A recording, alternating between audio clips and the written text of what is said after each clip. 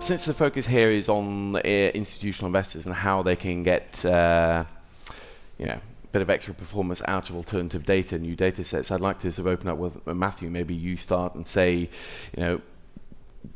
is this real? I mean, can there be alpha derived from some of these new data sets that are coming on the market? Yeah, it's absolutely real. And it's a real change, I think, from how investing used to work. So if you go back 5 or 10 years, most of the conversation was between the investor, the investor, the company, and the brokers. And so you sort of had this conversation among those three groups. And with the invention of what I like to call third-party data, as an investor, you can know as much or more about that company, sometimes even than the people you're talking to within the company know.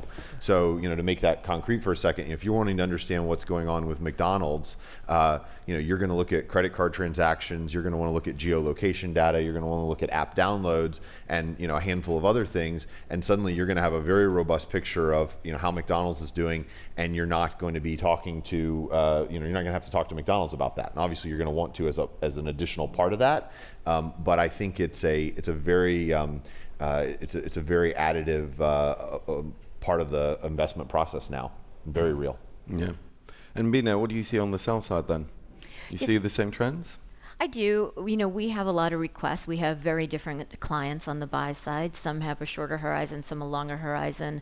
There are many different factors they take into consideration. And so when I think about the new alpha data sets and the alternative data sets, I break it into, I think it's very focused on equities markets, number one. Number two, I think about it in terms of kind of an XY axis on the value of the information. Thinking about, are you trading short term, like in a few hours? Or are you positioning for a year plus? And then I think about the data in terms of, is it immediately actionable? Is the action obvious? Or is it, that's interesting, but what does this mean? And so you have certain clients, like Point72, who have the architecture to consume, and you have a lot of clients who do not. And so that value extraction is really different right now, and I don't see complete adoption yet because that architecture isn't there. Mm. I mean, Bertrand, you're from the provider side of things. How much interest are you seeing in the data you provide? And how much of that is actually coming from some hedge funds, institutional investors? Are you seeing interest from traditional, boring mutual funds as well? So yeah, we have probably 20% of our business with investors. And investors, we have VCs, that's a small chunk. We have hedge funds, definitely, that's probably the biggest chunk of our investor base. But we have more and more long funds, even pension funds now start to buy our data. So we have seen a trend over time. Do they tell you how do they actually use it? How does a pension fund use this into their investment process? So how they will use us? We have multiple type of companies you can address with our data. I will say historically our data was focused on revenues, on downloads. So revenues, usually that's great if you want to track some gaming companies, for instance, where they derive most of their revenues from mobile. And you see that in the US, in Asia. If you look at downloads, some companies like Fitbit, GoPro, if you can track how many app installs you got, you can get actually very good prediction in terms of units sold of equipment. And now the more we move with our usage product where we track MAU, DAU, and actually retention rate, now you see us being used a lot to track Facebook, Netflix, this type of companies. So that would be the type of companies they would be trying to look for, to invest in. And I will say similar companies from hedge funds to actually long funds and pension funds. Yeah. So Jeff, hedge funds beating down your door, asking for your global footfall map?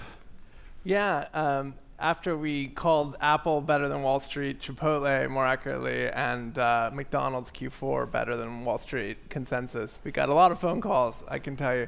I think what Bertrand was talking about, of course, is understanding the digital world through their tracking software installed in so many apps. And For us, we have a picture of real-world foot traffic in 120 countries. That's the biggest opt-in panel in the world. Foursquare runs a consumer service, so we are a city guide in over 120 countries. About 50 million users a month use it to find great places all around them. And also we run Swarm, which is the check-in game that Foursquare is famous for, where people check in and try to earn coins and badges and become the mayor of any place. It turns out that if you want to build the freshest map of the world and detect where phones, even passively as well as actively, are moving in and out of 105 million businesses, you create a game. And so it turns out to be crowdsourcing the location means that we know when businesses in over 100 countries move, open, close within 24 hours, much faster than Google or any other source can know, because we have millions of people editing our data in a crowdsourced fashion. So we have about this core opt-in panel of our 50 million users, 12 million people that have opted in to let us see every stop that they make on their phones. And so if they walk into a Starbucks or a Ford dealership or McDonald's, or a commercial real estate location, if the phone's in their pocket or in their briefcase or in their backpack, we will be able to snap it to place using Wi-Fi triangulation and Bluetooth beacons and GPS and time of day and all that. So yes, the data set is pretty interesting to reveal the over 90% of consumer spending that happens in the real world. Less than 10% is still e-commerce. So yeah, I think it's valuable. Yeah. So Matthew, let's put you on the spot. Is this data valuable? Is the data valuable? Well, we don't talk about specific vendors, but geolocation generally, yes, we think that's valuable, and you have to have a lot of infrastructure, and you have to have a lot of know-how to make it work. And so, this is not a plug-and-play sort of thing. It's very tricky, and I would say there's still a lot of it that we're trying to figure out. But generally, having multiple different third-party data sources on consumer stocks, things like that, and from a lot of stocks, is very valuable. Yeah. And So- Matt can't say who he's using. No, exactly, no. There are a few strands I want to pick up on. First of all, how you actually use the data and how much data is usable. I mean, I've heard plenty of stories of people coming to sell snake oil, as in, everybody thinks like every data set should be monetizable, but that's not actually true. And then it's also like how you plug it in and actually use it. So maybe now do people come to you and just sell all sorts of odd things? They do. Yeah. What I would say is we've seen more predictive power information that's relevant in the consumer space, but getting into the other sectors is much more difficult and sparse. The value of the information that comes through could be an insight, once a week, could be once a month. It doesn't have that continuous daily, hourly, let me check it all of the time.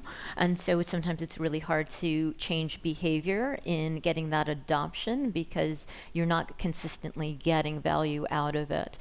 We are seeing everything from satellite drones. There are a lot of issues, obviously, around drone information on privacy. The mobile geo location data is again quite interesting, and making sure that people actually have rights to provide that data out there to the buy side and the sell side. The social listening platforms, a bit noisy, a lot of primary research. So I think data is being created everywhere, and everyone's trying to monetize it, and understanding which ones are going to be the most relevant in the totality of the investment decisioning process. Because remember, there's a big expense, and everyone thinks that they're the end-all be-all on that trade decision, and that's usually not the case. So a lot in consumer. We're seeing a lot of different types of data, but I think it's still being sorted through on value. So Matt, what's the most random data set somebody's tried to flog to you? Well, people have tried to sell us all sorts of stuff, but I just want to emphasize one point she was making there, which is that the name of the game is being able to sort through these data sets, know which one's good, which one's bad. And part of why we don't talk specifically about who we use and who we don't use and why is that there's a lot of vendors out there, and to your point, a lot of them aren't good, and a lot of the insight that we've had on this is that sorting out process and being able to do that rapidly. I mean, that's if you're a fund, that's one of the key things you have to figure out how to do. Yes, Jeff. I was going to say that I think the provenance, so to speak, legally and also the quality of the data that you're buying is a key thing for any buyer to really dig into. And I think the smart hedge funds and others really dig into this. But I think the general market isn't yet educated. I mean, if you look at, and people try to sell crazy things. I was saying that I had an entrepreneur ask me, hey, I hear lots of hedge funds are buying your data. So I'm a wash service in Manhattan, and we pick up and wash, dry, fold laundry.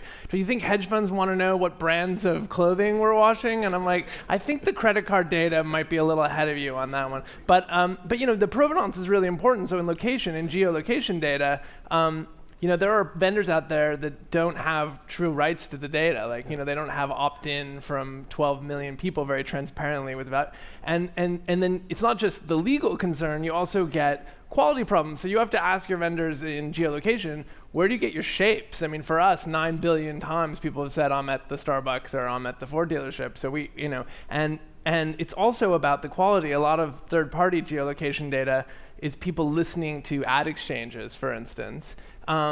So every time an ad is served in a game, it goes through a mediation, let's say through AppNexus or MoPub, and the location might be shared. But it turns out, because we know where millions of people really are, when we look at publishers on those exchanges, 80% are lying.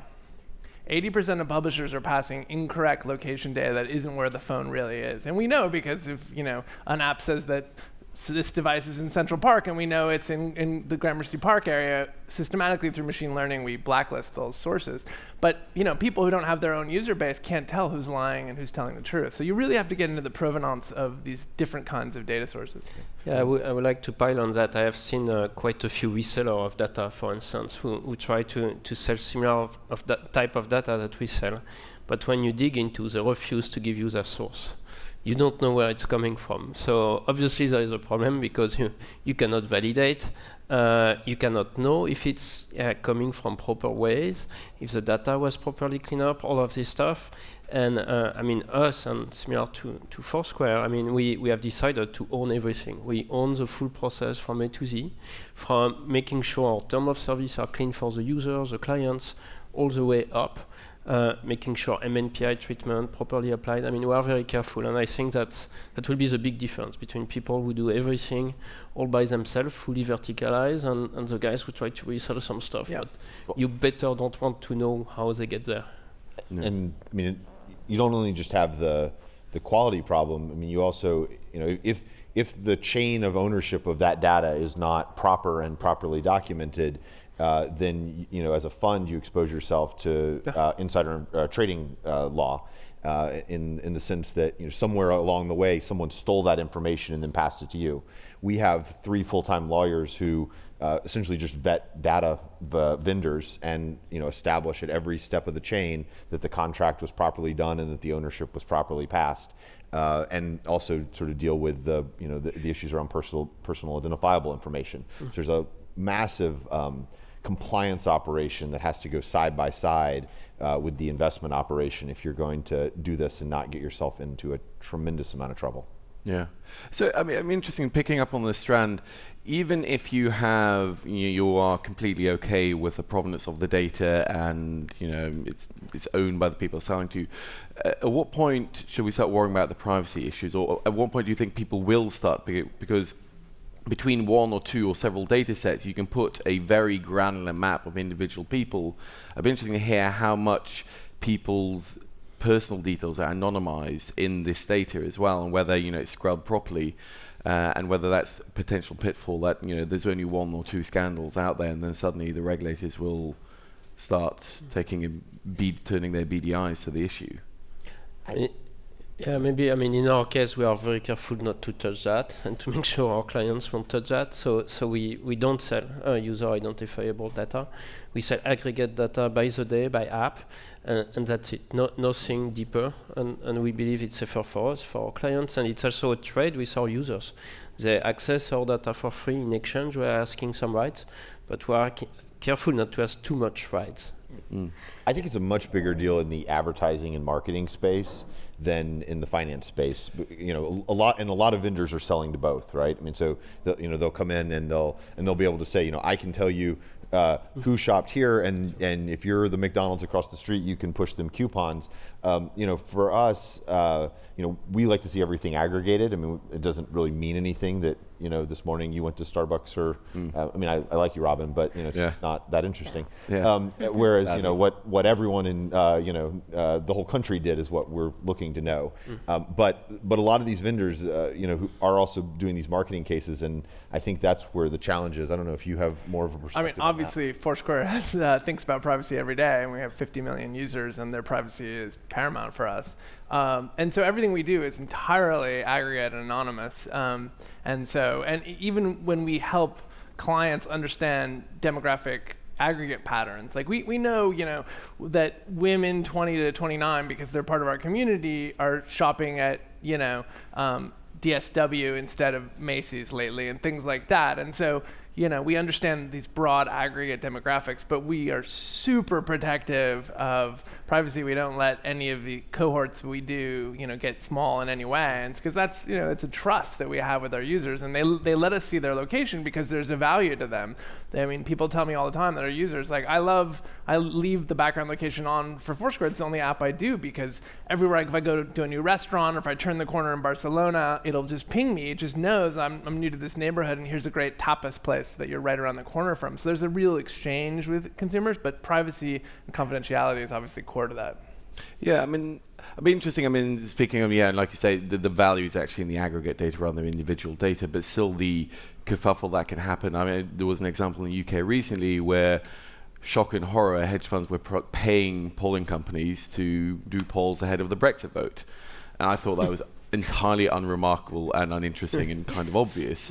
But you still had a very senior Labour Party politician come out and say, this is horrible, hedge funds are stealing data, this is horrific. And as much as people don't like necessarily advertising industry, I think they like the finance industry even less. So the idea that you guys are hawking their information, however much the personal details are scrubbed, you worry about that. Frankly, it's like Bank of America is taking people's detail and selling to nasty hedge funds. Yeah, you know what I would say, what's interesting, because you can buy a feed from Twitter and Facebook, and the individual doesn't seem to have an issue. And I mean, I've asked this question all the time. How do you feel about that? How do you know that this is being sold to anyone and you're still willing to put the information on there? Yeah, and I think that this new generation is absolutely okay with that. I think there's another generation probably that thinks about it differently, but the transparency of information is there, and no one's going to be able to put that wall up. I think that what's really critical is, on our side, we look at making sure that we're not getting individual data. That information would be a needle in a haystack, not really that relevant because it doesn't have the aggregate trend. Some of the things that I would say are more important to us are thinking about history and comparison, right? So I don't need to know that Matt went into a store. I need to know generally the totality of all the Matts that went in. But on the privacy side, I don't think that the individuals yet understand or have really thought about all of the information that's out there and the rights that have been given up, and I'm not sure they care. But is this a paradigm change? Like just a different generation that we don't care as much about privacy as we maybe thought we did? I mean, it's a generation of Facebook, of Instagram, of Twitter. I mean, you share so much crazy stuff by yourself, pictures, information about yourself publicly in the first place. That I think there is a big difference. Another one, I mean, being French and European, there is definitely a much bigger aversion in Europe to sharing data sometimes for some good, reasonable historical reason, sad reason.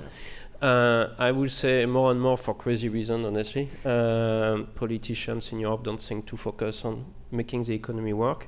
But that's another topic, I guess. Yeah. I would just add, I as an observer of this over the last 17 years in digital, I find it kind of bizarre what people, small minority of privacy advocates get worried about, because most people, especially millennials that are the core of our audience, are pretty comfortable with the opt-in, transparent, fair rules. But how many people are a member of a grocery loyalty club? How many people here have a grocery card, like or a Walgreens card or a CVS card or something like that? How many people have ever donated to a nonprofit, by the way, here? All right, well, if you're a member of any of these things, they're selling your name, address, and every individual SKU that you buy with your name and address. And if you donate to a nonprofit, you ever notice that like 20 other nonprofits have a letter in your mailbox within 6 days? Like the degree to which information that's tied to a name and address doesn't alarm people, or they're not aware of it, but in a totally anonymous cookie that doesn't have any PII attached to it freaks them out. So it's kind of a funny thing how human nature works in this situation. Yeah, no, I can understand. Yeah, well, I think that's what I mean, as a fellow European, I mean, I've noticed that coming from the US. If you sign up to anything, you're opening yourself up to deluge of letters and emails afterwards. It doesn't happen quite as much in Europe yet. Interesting. How do you actually present the data? I mean, Jeff and Bertrand, I mean, do people want it in sort of a more standard old world fashion? Do they want the API? I mean, how do you actually present it and sell it? So what we have seen is that we have, I mean, different clients, different needs. So what we like to make sure, and even one client will have different needs, different users with different capacities, skills, and training. So we deliver data through a web interface. That's our main way to deliver our data. But then, of course, some want to access it programmatically, API, file reports. We also use a tool called Tableau to deliver some other data at scale. So different ways. Keep everyone happy. Yeah, always a good thing. Yeah, like Bertrand, it depends on the client, right? So we have clients who have the power to take, huge data sets every night and, get an overnight feed. And they want to, create a mosaic of data and interrelate it to their other data sets as big hedge funds or something like that, big quant funds. But, most players aren't like that. I mean, even most long-short players don't have a huge team of data scientists. So, we also provide sort of ticker level analytics for certain custom reports. And then we have APIs for things like understanding cohorts. You want to understand Macy's customers from last summer who went to certain stores and where they're shopping now as 9 months later over time series, and doing these kind of cohort analysis and stuff. So we have APIs for that. But we're used to APIs. I mean, Foursquare, you may not know this, but we power location for Twitter globally, for Pinterest. We do a lot of Samsung's geotechnology. We power a lot of Bing's geotechnology. Uber just announced they're moving off Google to Foursquare's global platform for drivers and riders. And so we have 100,000 companies using our API and our data sets to understand the world, and we learn from all of that usage. So APIs is a big part of our history, but most financial clients don't want to use the APIs. No. But Bina, how do you do it? How many you take in data, and how do you then typically structure it for clients? Where's the demand? Are you seeing any trends? Are people getting a bit more tech savvy, or they still want, old paper report, as it were, saying X, Y, Z? We have both. Yeah. We still, the fundamental research report is still our core research product, and that is still our client's biggest demand. And then there's additive information that people want to see on the primary research side. And so we're adding to that. Really a lot of when I think about the UIs and what a research analyst or somebody on the sales desk will use, it really varies with the company. So we didn't build a master UI and take in all the feeds and do the queries. So I would say that the UI development for being able to query is probably the next generation for a lot of the new data providers, and making it much more than a hose. And so that is also part of the differentiation to make it more widely usable. And I think that's really critical when you think about scaling your business as a data provider. So you guys have a fundamental business, and then in addition, you're selling data that you get. Some people, their business is selling the data. And so making that something that is accessible and actionable broadly is pretty important and critical. But we will obviously build our own models and incorporate the information and try and find the value. How do you deal with I mean, any piece of information, if you're the only person that has it in the world, then it's fantastically valuable. With 1 million people have it, it becomes less valuable. I mean, as a bank, I imagine you'd get into trouble if you started selling valuable pieces of information to just a few select clients. Perish the thought that bank would ever do that, of course. But so how do you deal with the fact that, as this information becomes more commoditized and more people use it, it just becomes less valuable? I think that we have to remember that information is interpreted. And it isn't binary always to say it leads to X in stock price movement. There is a proposition and a hop that has to be made, and that is fundamentally the analysis that the human's going to do. Now, I won't get into what the machine does with an algorithm and those models, but people take positions all of the time on taking a long position or a short position. That's why our markets actually work, right? We have buys and sells every day in the equities markets on a single ticker. So the commoditization, what I would say is I think there's probably a running to be able to, on certain things, on breaking news, on trends that are very short term, to have it first, and that's really critical. And then one still has to action it, so our clients still have to action that recommendation. So I think it's still a while away from commoditization. I think we're still in adoption phase, so I'm sort of not worried about the commoditization. Wild West, the railroads yet, I think. But I think one of the most, so I agree that insight's an important part of this, and we certainly see across our platform that some investors are able to, understand and interpret and get insight from the data better than others, and so there is a skill there. But I think one of the most important decisions that companies that are selling data to asset managers have to decide about, and one of their most important strategic decisions is, what's their sales model going to be? And if they're passing it out essentially like the Wall Street Journal, then the price is going to be, whatever a Wall Street Journal costs. It's $1 a copy or something. Whereas what they're wanting to do is come in and say, this is worth millions and millions of dollars. Well, when it's widely distributed, it's no longer than worth millions and millions of dollars. And so that's, if you're in that business, you have to figure out where you're going to be on that spectrum and what model you're going to use that makes sense. Yeah, and I've had debates with some hedge fund clients about this. So I actually mostly agree with what Matt just said. I mean, if you have a really unique data set, and we think we do on the geolocation side, then we're approaching this as we want to work with all the top smartest hedge funds and quant funds and a small set of them, and charge a lot for the data, and not, we've been approached by the Bloombergs of the world, hey, can you put your data in every terminal?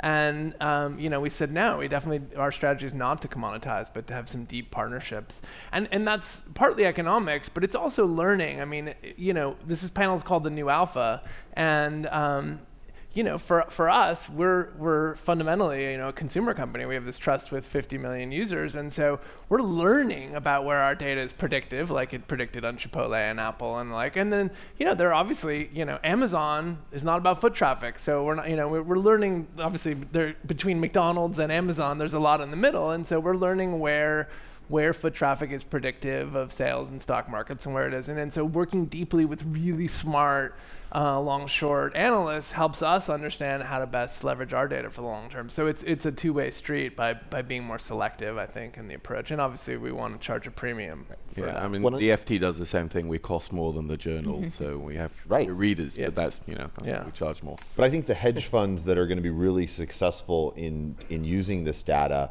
are going to figure out a model where they can work with the vendors to create economics that make this worthwhile for both parties. And I think that and exactly what that model is very unclear still, at least to me. But I think that's where this has to go, because that's sort of the only way that kind of both sides can get what they want and then not destroy the value of the product. Yeah. I want to add one thing that Jeff said, and I think this is really critical, that right now I think that iterative process with between the vendor and the client in trying to extract that value is really key and critical, whether it's the buy side or the sell side. And what we're finding is that's actually what a lot of these companies are asking for. Can you help us figure out what that predictive power would be, where that value is, how you would want to actually use the information. And so it's a really interesting time because you can create that partnership still pretty early right now with a lot of companies, and so there is a bit of a first mover advantage because you get to iterate the product. Yeah. So I want to ask one quick question to all of you before we ask this beautiful, intelligent audience open up for some questions. If there's a data set that you'd really like that doesn't exist today, what would it be? I mean, it's hard because, but in general terms, what would you really like to get your hands on? What? I think that there's sort of two that I see in development, and I think it's going to be really interesting. Being able to truly extract sentiment and tone, number one, not an encyclopedia or dictionary of words, but really be able to take that content and context. And a lot of people are doing it, but there's more accuracy needed. And then transcription on voice, again, there's probably a standard that's more like 80% accurate or so, maybe a little bit less. But those two technologies and what that could mean for the creation of data is hugely interesting to me. Bertrand? As a data vendor, we keep thinking about how we improve our data set. The way we think about this actually is we go back to focus to our core markets. Actually, our core market is to help app publishers build a better app business through data and apps. And by extension, we are happy to serve financial, app stores, and networks, all these guys. But our core is app publishers. So we try to think about what data they need to run their business. And they need to understand how their apps get discovered, how they get downloaded, how they engage and retain users, and finally, how they monetize users. So we try to align all our product roadmap on all of these steps. How is it that we can provide more visibility there? So for instance, we are soon launching some marketing intelligence service where we provide more visibility of where ads are run, through which channels, who is displaying what, that sort of stuff. So that's some new stuff that is coming. Matthew? I think the area where, I certainly have seen a lot less data sources than I would like to see is, in understanding industrial companies, more of the B2B world. There's a lot of good data sources on the consumer side, on the TMT side. Also a lot of good data sources on the healthcare side if you're investing in those sectors. But if you're wanting to understand how trucks move across the country, hard to do. Trains, hard to do. Boats, I think, are probably the exception. There's some pretty good data around boats. But in general, I keep thinking that some of the growing use of sensors and Internet of Things will light that up more. But I haven't seen it yet. No. Well, obviously, Matt and Bina can speak to what equities analysts want and investors want. For us, a lot of what we're thinking about is sort of we kind of want to be the Nielsen of the real world, but we're thinking now about the intersection between the advertising world and the real world a lot. So we already measure and tell advertisers which ads drive people into the Olive Garden or the Jaguar dealership or whatever with our panel, but we're thinking about how we mash up with set-top box data so that we could start to eventually tell TV advertisers, like a car company or a film company, seeing this ad versus this different ad campaign drove effective lift with this demographic to walk into your storefronts across the country. And so that's where I think, we don't yet have full access to the right set of set-top box data with the right sample mash to do that, but that's going to happen. It's going to happen. And so sort of our Nielsen of the real world ambition, I think, is in that direction. Oh, interesting. Okay, so I'm sure we have some questions from the audience here now. The first is for the investors. What is the most unusual data set someone has tried to pitch you on?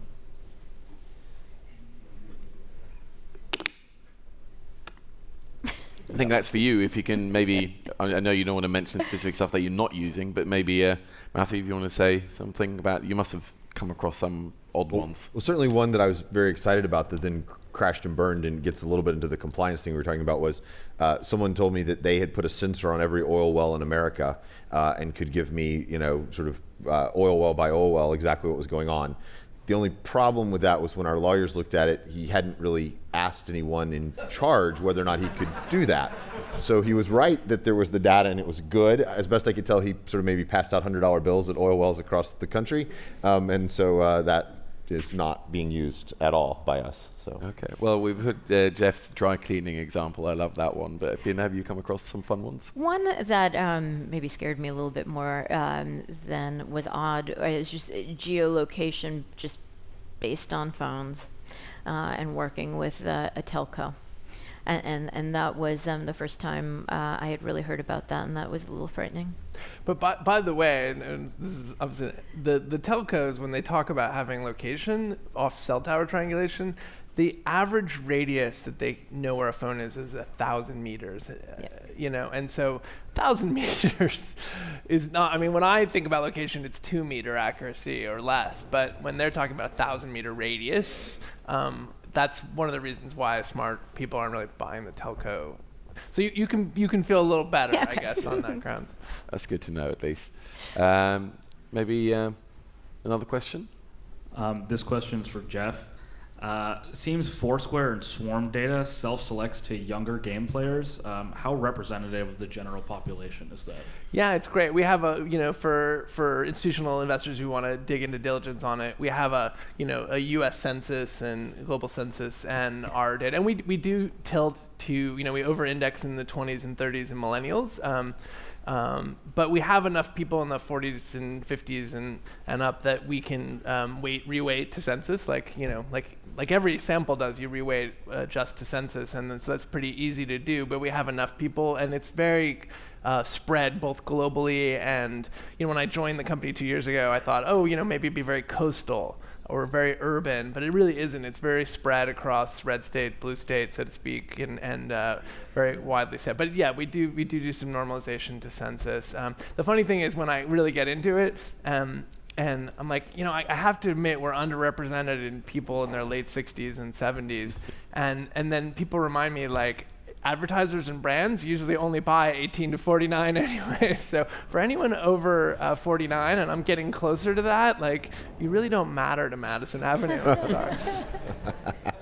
Yeah. Well, we have time for a couple more questions, I think. Another question is, how open are banks to sharing data with startups to test their models and algorithms? Bina, do you want to? So I can't speak about all banks, but I think banks are pretty concerned with privacy of our clients, both on the institutional and the consumer and the retail side. So I would say that you're not going to find too many that are receptive to doing that. We will work with startups, obviously, in using our own data on our side of the firewall for us, but not necessarily selling it out to the public. Yeah. No, I remember talking to one bank who, even the internal team, they took extremely dim view of sharing that even internally, which was interesting. That's right. Wait, between divisions, that's right. Yeah. Absolutely. Consumer data is absolutely protected. Yeah, no, exactly. Maybe one more question before we try and keep the train on track and time. So another question that I guess can sort of be asked the whole panel, but definitely focus a little bit more on App Annie, is what are the risks of building on a third-party data set or a third-party exhaust? Yeah, we don't use third-party data actually. So we just use first-party data we control. I mean, we have 1 million apps who rely on us to track and understand what's going on in terms of their downloads, revenues, time spent, MAUs, that sort of stuff. And these 1 million apps probably represent 50% of all activities on the app stores. On the other side, we have user panels, millions of users on them, and we fully control and publish these apps. So our strategy is to be to be independent of third parties, to make sure that we have control, we know what we do, and we know how it's done. Jeff, do you want to have a step of that as well? I commented on earlier that we when we have our own sort of, like Bertrand saying, vertically integrated. We build our own shapes, and our over 2 million people contribute. 50 million users, but 2 million people last year actually helped edit the database, and then it goes through 40,000 volunteer data quality control volunteers around the world. So we really build our own stack and have our own opt-in. When we extend and work with thousands of third-party publishers, as I said, across the exchanges, we have to discard 80% of it because often they don't have real-time location, or when they claim they do. So you have to be very careful, and I think that's why for both App Annie and Foursquare, thinking about vertically integrating, very clean global data set too. We want our data set to be global. But for Foursquare, the biggest danger must be that you just lose popularity, that people don't use it as much. You go the MySpace direction, as it were. Yeah.